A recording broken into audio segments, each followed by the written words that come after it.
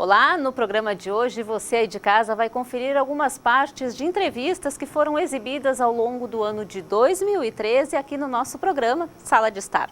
A gente começa essa retrospectiva com uma entrevista realizada em janeiro.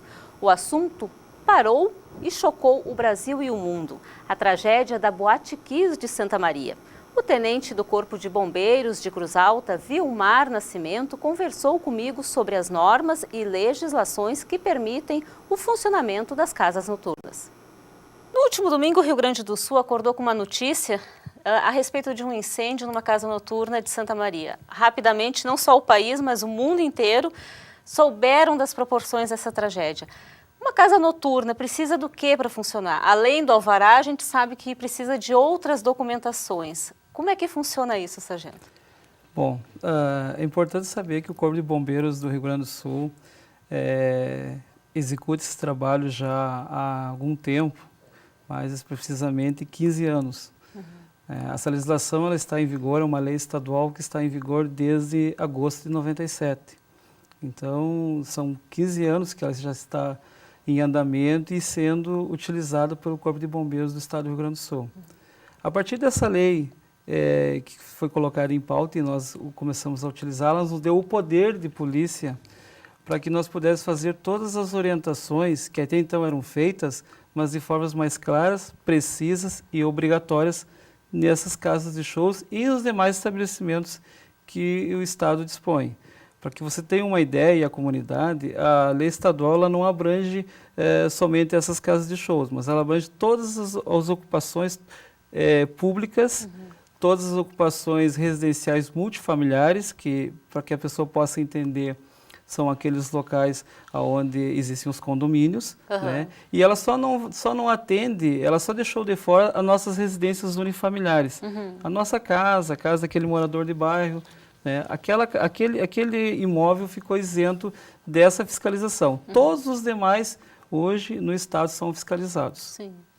E como é que funciona essa fiscalização? A pessoa resolve abrir um estabelecimento comercial, ela, quando vai encaminhar esse pedido para vocês, para poder ter um alvará, ela precisa apresentar uma planta do estabelecimento? Como é que funciona isso? Perfeito. Nos locais, existe uma classificação do IRB, que é o Instituto de Seguros do Brasil, e essa classificação nos dá a classificação quanto ao risco de cada ocupação, risco pequeno, médio e grande.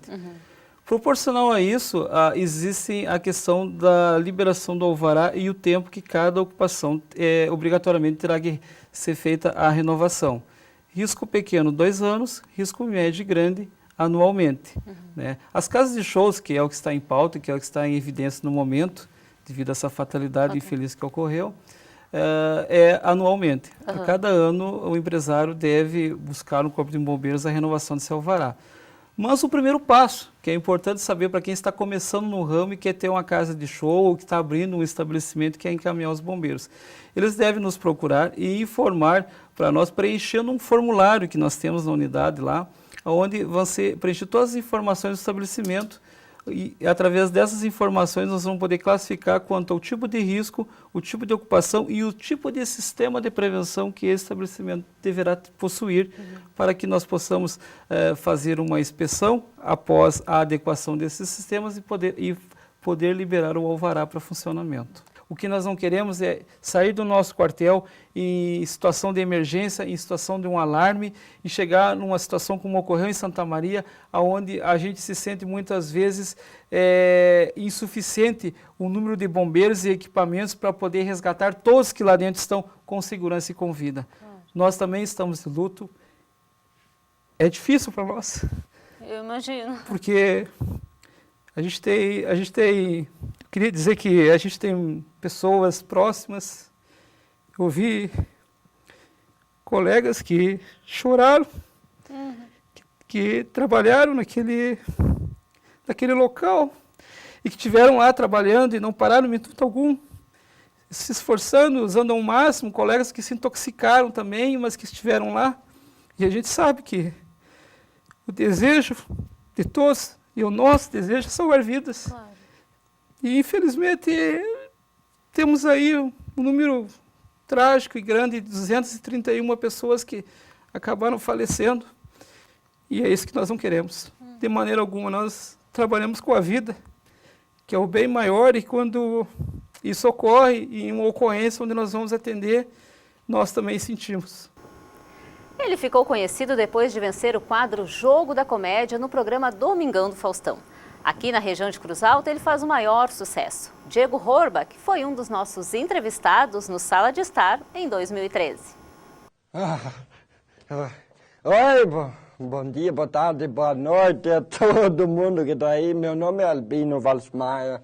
Eu tenho 72 anos, vim do interior de 15 de novembro. Conhece 15 de novembro? Pois já. Bom, eu vim de lá e vim mostrar para vocês um pouquinho do que é a minha vida, né? Hoje em dia, gente, é muito difícil ser idosa. Essa minha cara feia. Eu tive até que botar aparelho na chapa para seguir as tendências da moda, né? Gente, semana passada ainda eu fui no farmacêutico, né? Cheguei na farmácia e disse, rapaz do céu, eu preciso aí um Viagrinha, né? Aqueles azulzinhos, eu comprei aquele Viagra, botei no bolso e tal. Fui assinar o cheque, diz o farmacêutico, Albino, tu vai assinar o cheque com supositório? Aí eu, agora eu sei onde eu enfiei a caneta. No mês de abril, eu recebi aqui no programa o médico nefrologista Paulo Moreira. Uma entrevista muito proveitosa falando a respeito de rim policístico, uma doença silenciosa e que muitas vezes as pessoas não prestam atenção aos sintomas. Rim policístico é uma doença genética. É uma doença que provoca a formação de cistos dentro do rim. O cisto é uma coleção de líquido. Essa coleção de líquido vai se formando, começa bem pequenininha, é uma bola que vai crescendo e vai comprimindo as estruturas que estão ao redor. O cisto, então, é uma doença determinada, nesse caso do rim policístico, geneticamente, e acomete familiares. 50% dos familiares que têm na sua família essa doença serão acometidos por ela. Nós estamos promovendo esse encontro para dar algumas alternativas para essas pessoas. Porque até alguns anos atrás era uma doença que transcorria inevitavelmente, progredia inevitavelmente para a perda completa de funcionamento dos rins, o que significava hemodiálise ou transplante renal. Hoje já tem algumas opções de tratamento. No ano passado nós fizemos esse encontro para dar às pessoas as pesquisas que estavam sendo realizadas. Sabe que essas pessoas, como são um problema familiar, elas se tornam muito informadas do que acontece. Elas vão pesquisando pela internet, vão ao Google, procuram associações, tem associações de pacientes formadas já com essas patologias. E começam a procurar informações, orientações, o que eu faço. E muitas vezes já são famílias marcadas pela doença, porque tiveram familiares que morreram dessa doença, que na verdade não é só rim policístico, é doença cística sistêmica. A doença cística pode dar fígado no cisto, cisto no fígado, cisto no ovário, pode dar cistos nas artérias que se chamam aneurismas. Então, aneurismas, cistos no fígado ou cisto nos ovários fazem parte da doença. Então, na verdade, não é só o rim que é acometido. Os cistos se formam em outros órgãos. Então, essas famílias já são marcadas por essa doença. Tem uma história, e uma história muitas vezes trágica, de pessoas que tiveram um derrame, que de repente estoura um aneurisma e a pessoa fica com o lado paralisado. Então, como essas famílias já têm essa vivência, eles procuram orientação. E o que nós estamos abrindo a perspectiva é de ações preventivas e educativas. No ano passado se mostrou as pesquisas que tinham sido realizadas no ano anterior. Esse ano nós vamos mostrar as pesquisas de 2012 e o estado atual que está acontecendo. Tu falava antes a respeito do histórico familiar desses pacientes, né, das perdas e deles estarem informados também. Tu acredita que esse tipo de encontro, né, onde a equipe médica tem um contato mais direto com o paciente, de estar passando informações, de despender uma atenção em especial, isso ajuda no tratamento? Quer dizer, toda pessoa doente, ela quer mais atenção, né? Ela quer mais atenção e quer um tratamento mais acarinhado. Tu acredita que isso faça diferença durante a doença da pessoa, durante o tratamento? Sim. Quem ensinou isso de um modo muito claro foi os grupos de alcoólicos anônimos, né? O grupo de alcoólicos anônimos foi em medicina como um grupo de autoapoio que se ajuda. Só que o alcoólico anônimo é um grupo que não tem a participação de profissionais de saúde, não identificados como tal, podem ir lá frequentar. Então, o Alcoólicos Anônimos, que se disseminou pelo mundo todo, foi a primeira experiência bem-sucedida de autoajuda no setor saúde. E isso criou um ensinamento, que nós temos que dar mais atenção e criar um laço que envolvam também as pessoas e as famílias. E nesse laço, forma-se, então, primeiro o grupo de semelhante. Essa questão da dor compartilhada, né? Quer dizer, eu tenho uma dor, tu tens uma dor e nós compartilhamos do mesmo sentimento. Isso é uma coisa fundamental como apoio das pessoas frente ao sofrimento, né? Então, uma das ações que a gente quer é criar esse grupo de apoio, né? No sentido assim, estamos tentando juntar as pessoas para que compartilhem a sua dor. Isso funciona e ajuda muito as pessoas. Porque a gente sabe que as pessoas que estão doentes, elas precisam de apoios. O apoio da família, outras vezes é o apoio religioso, que ela precisa, o apoio da sociedade. Quer dizer, a pessoa que tá doente, ela não pode ficar sozinha. Então a gente conta muito com essa questão aí do grupo, né? O apoio que o grupo dá e isso é uma ferramenta fundamental no cuidado que ela vai ter com a sua saúde. Um dos destaques no mês de maio, aqui no programa Sala de Estar, foi a entrevista da psicóloga Joselane Garcia. Nós conversamos sobre oniomania. Você lembra o que é? Trata-se de uma compulsão por comprar. Acompanhe uma parte da entrevista da psicóloga. Eu dei uma rápida pincelada para o pessoal lá de casa o que é oniomania, né? Porque até o termo a gente não conhece muito, a gente sempre fala que é compulsivo por comprar, né? Isso. Mas o que realmente é oniomania e me diz se isso aí é uma doença ou não? Sim, é uma doença, né? No momento que a doença está instituída, o termo usado pelos profissionais de saúde é a oniomania. Ônio é venda, mania, loucura. Traduzindo, fica mania por compras ou compulsão por compras. Né? É uma doença e que pode ter um resultado devastador na vida de uma pessoa. Sim. E que tipos de sintomas essa doença apresenta? Eu andei dando uma olhada, assim, dando uma estudada a respeito do assunto e eu vi que o diagnóstico dela não é um diagnóstico fácil de ser feito. Como é que é isso? Porque assim, a linha é muito tênue entre uma pessoa que gosta de comprar, né, de vez em quando, ir às compras e comprar um pouquinho a mais, não tem problema. Agora, quando entra na compulsão, né, aí a gente já tem uma patologia. Então, a linha entre um e o outro é muito fina, muito tênue para a gente diagnosticar. Então, e normalmente a pessoa que tem a doença, né, ela não admite. É como o drogado, né? O adicto em si. É uma compulsão também, né? Entra dentro das compulsões e a dificuldade de admitir o transtorno, de admitir a doença é muito grande. Então, as pessoas que estão fora, às vezes nem percebem, porque como a própria delegada ali a gente vê na novela, acaba escondendo. Chega, não, mas eu não comprei para mim, ou chega e já esconde o produto comprado. Né? Então, a linha é tênue demais para esse diagnóstico. Então, a pessoa, num primeiro momento, ela precisa admitir que ela tem a doença. Aceitar isso. Aceitar isso. É que nem o drogado, ele precisa aceitar. O alcoólatra, ele precisa aceitar que ele tem a doença. Essas pessoas que apresentam esse transtorno, elas têm alguma outra doença associada, como depressão?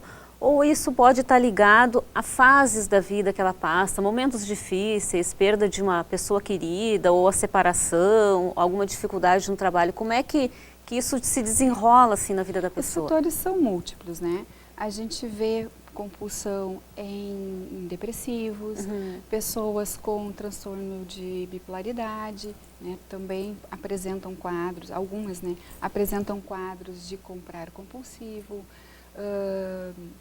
os transtornos de humor, transtornos de ansiedade, e também pode ocorrer de pessoas que tiveram faltas na infância, né? Eu usava a roupa dos outros, as sobras. Então, aquela pessoa tem uma tendência a desenvolver esse tipo de comportamento.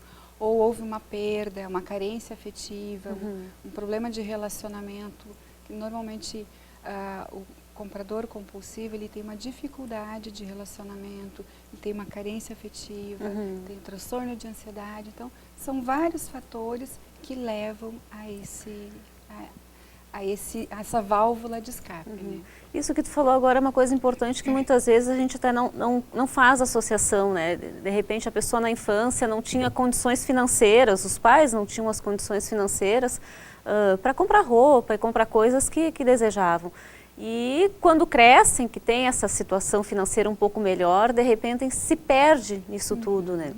É porque muitas vezes também, no fato de eu não ter a condição financeira, eu vejo os outros, às vezes eu sofro bullying na escola pela minha forma de vestir, ou por estar usando os restos dos outros, né? Eu me sinto inferiorizado, então toda essa sensação de inferiorização, a autoestima muito baixa, então leva a esse transtorno, a esse comportamento. Trabalhar a autoestima nesse caso é essencial?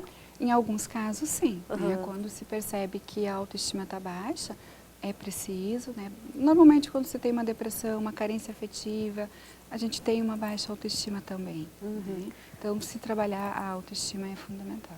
E me diz uma coisa, Joselane, o tratamento da pessoa que tem essa doença, né? Porque ela é uma doença realmente. Sim. Como é que é o tratamento? Ele é um tratamento medicamentoso? É um tratamento através de terapia? Como é que faz esse tratamento? Depende do nível do adoecimento, né? Porque a gente tem vários níveis desse adoecimento. Há casos em que a pessoa se perdeu tanto que ela acabou perdendo as relações que tinha, a família, porque o gasto vai sendo muito grande, aquilo vai criando uma bola de neve. Eu gastei o que eu ganho e mais além, aí eu peço dinheiro emprestado para o marido, eu peço dinheiro emprestado para os pais, assim eu vou me endividando com todos. Isso é um fator que então acaba destruindo uma relação. Acaba destruindo. Aí dali a pouco eu já não tenho mais para quem pedir emprestado na família, eu vou para os bancos. Eu não consigo mais nos bancos, eu vou para o agiota. Aí eu já não consigo mais, em alguns casos, eu vou para o roubo. Né? Então, dependendo do nível de adoecimento, é preciso entrar com a medicação. Né? Então, é preciso um psiquiatra e a psicoterapia agregada, as duas, para que a gente tenha um ótimo resultado. Se o nível for mais leve, né, só a psicoterapia a gente consegue um resultado excelente. Ainda no mês de maio, Sala de Estar recebeu a visita da reitora do Instituto Privado IPET e da reitora da Universidade de Encarnación, no Paraguai. Elas estiveram em Cruz Alta participando da 15ª edição do Seminário Internacional de Educação no Mercosul y pasaron aquí pelo nosso programa. Es la primera vez que venimos a esta ciudad precisamente, habíamos venido a la región, a Santa Rosa en varias ocasiones y fuimos convocados a este seminario tan importante que ustedes realizan sobre educación, que es el tema que nos apasiona y al cual dedicamos nuestra vida y nuestras energías. Y fuimos convocados también por la Red CIDIR, de la cual somos parte y que tuvimos la ocasión en el marco de este seminario de hacer un encuentro de rectores también aquí en la universidad de ustedes, que también son asociados a esta Red CIDIR. Así que es una primera vez, muy feliz porque es una ciudad maravillosa, la universidad tiene un campus muy lindo, la gente es muy amable, fuimos muy bien recibidos y estamos con muchas ganas de hacer varias cosas en conjunto UNAE, de la Universidad Autónoma de Encarnación, con Unicruz. E dona Yolanda, como é que está sendo a participação? O Instituto IPET já participou no ano passado do seminário. Hemos participado el año pasado y este año nuevamente. El año pasado un grupo de docentes del IPET dio un curso sobre lengua española y este año nuevamente van a participar 3 docentes del instituto en el marco del convenio que hemos suscrito con la universidad.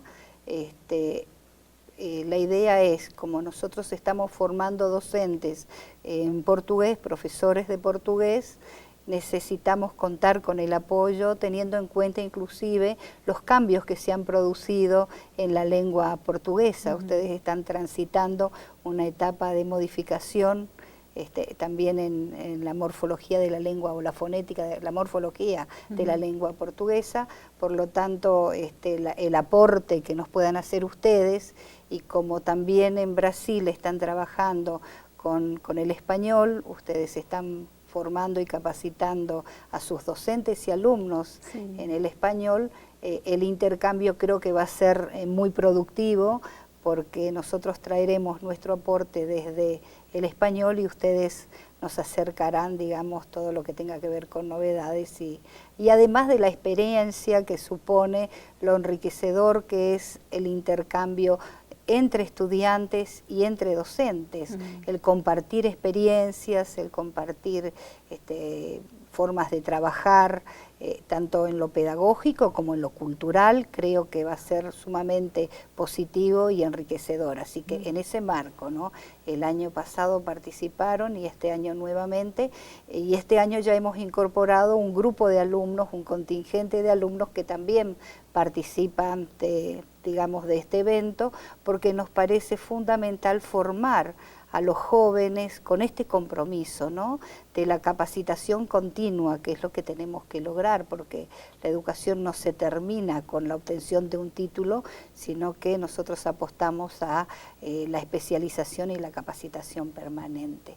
Nosotros también formamos a través de la FEBAP, hemos conveniado con la Universidad de Santa María de Río Grande do Sul, y con el Instituto de Ensino Superior de Santa Rosa, Brasil, que también lo hemos visitado en una oportunidad, nos han recibido muy bien, ellos nos han visitado, así que por filosofía institucional nosotros consideramos sumamente importante establecer redes de comunicación, no solamente interna, digamos, dentro de nuestro país, con las instituciones afines y con las universidades, con las cuales también tenemos convenios suscriptos, como la Universidad Virtual de Quilmes, para que nuestros alumnos puedan continuar sus estudios superiores con la universidad como contadores y como licenciados en Administración, Comercio Internacional y en Turismo. O sea que realmente desde los inicios de nuestra institución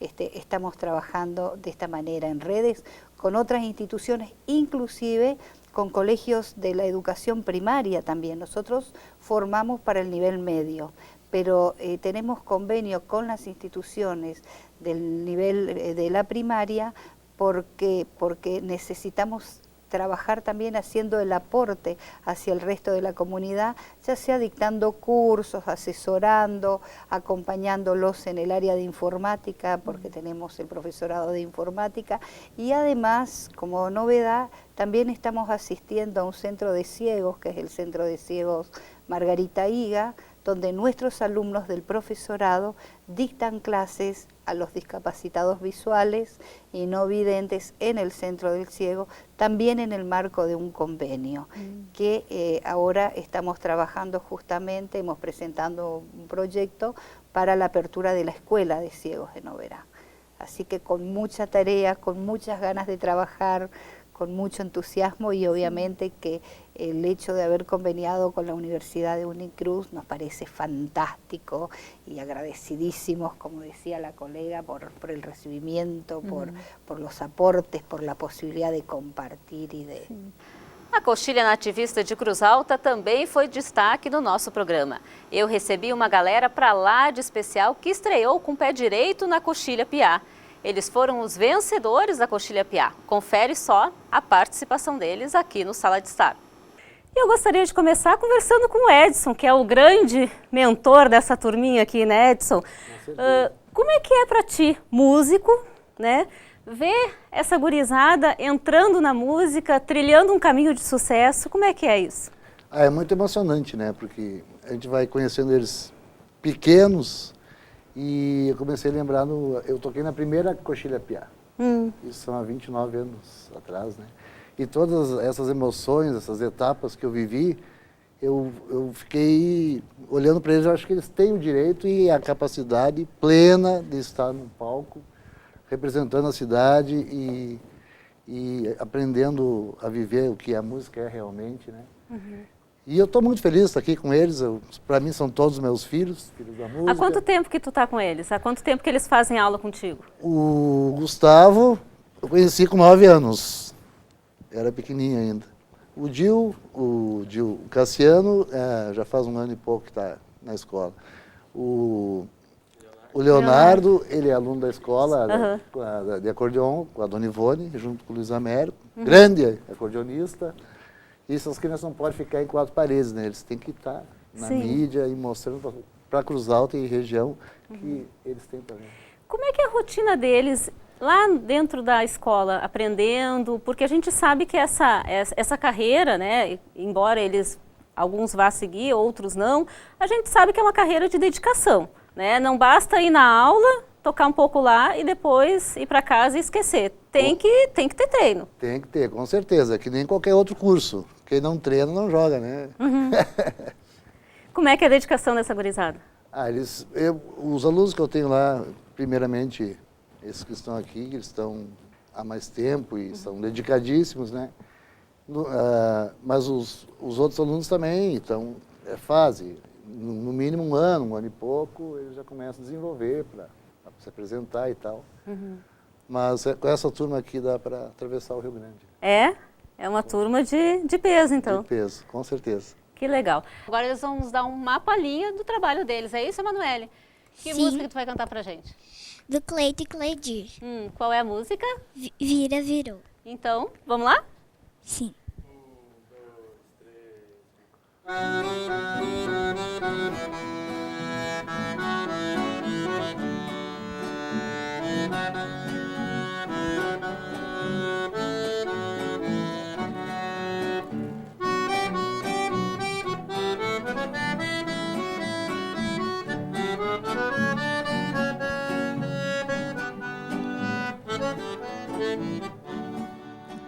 Vou voltar na primavera, que era tudo que eu queria.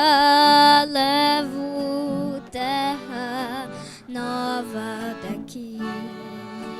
Quero ver o passaredo pelos portos de Lisboa. Voa, voa, que eu chego já. Ai, se alguém segura o leme nesta nave incandescente que incendeia minha vida, que era viajante lenta, tão faminta de alegria, hoje é porto de partida.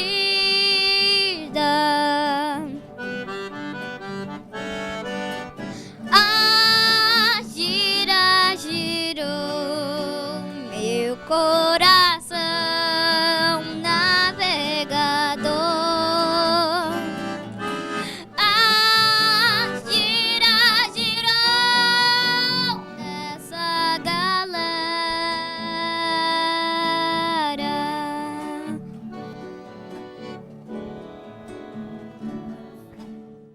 Legal esse programa de hoje, nós levamos para vocês aí de casa um pouco dos participantes do Sala de Estar que estiveram aqui durante o ano de 2013. Hoje eu me despeço por aqui, na semana que vem a gente volta com mais um Sala de Estar retrospectiva. Eu desejo a vocês um Feliz Natal e a gente se vê. Tchau, tchau!